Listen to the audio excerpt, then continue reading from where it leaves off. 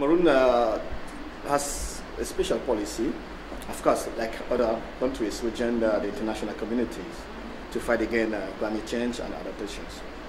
But there's a policy, there are two specific policies. The first one with the Ministry of Forestry and Wildlife Management. The second one with the Ministry of Environment and Protection of Nature. Then, and then this policy are being implemented by the special office. And then it would also depend, you know, it's a youth policy developed with the vision till 2035. And what types of specific impacts are people concerned about? Is it drought or flooding or crop failures? Are there any specific issues that Cameroon you think faces? I suppose you're quite close to the to the north, to the Sahel, where that obviously is having increasing problems of desertification. Yeah, it tackles all these three aspects, maybe more, like crop protections.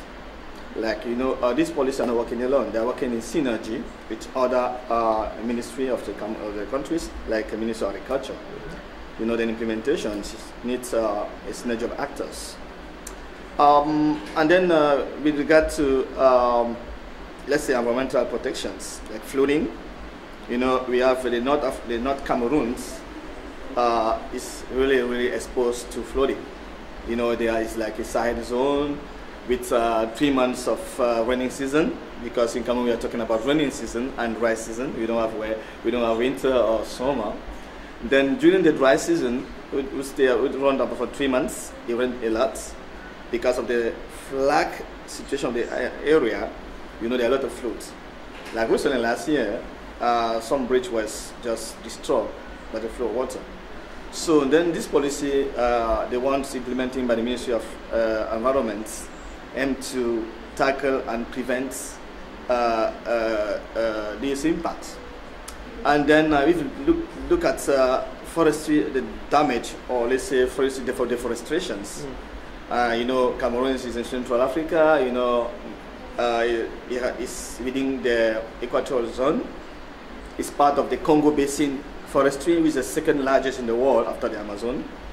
Then the measure managed by the Ministry of Forestry aim to prevent deforestations, cutting trees, and then population are involved within the implementation of this policy, with kind of sensitization activities, kind of the right programs managed by GF.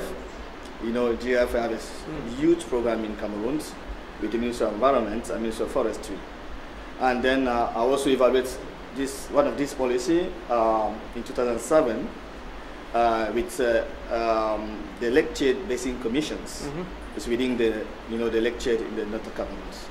So then today we have let's say it's an iterative process, and then climate change to date, scientists we see working to get some kind of standard, let's say, theory of change of climate change, because it varies, and then sometimes we get less to know the origin or the causes of some let's say negative impacts. Yeah.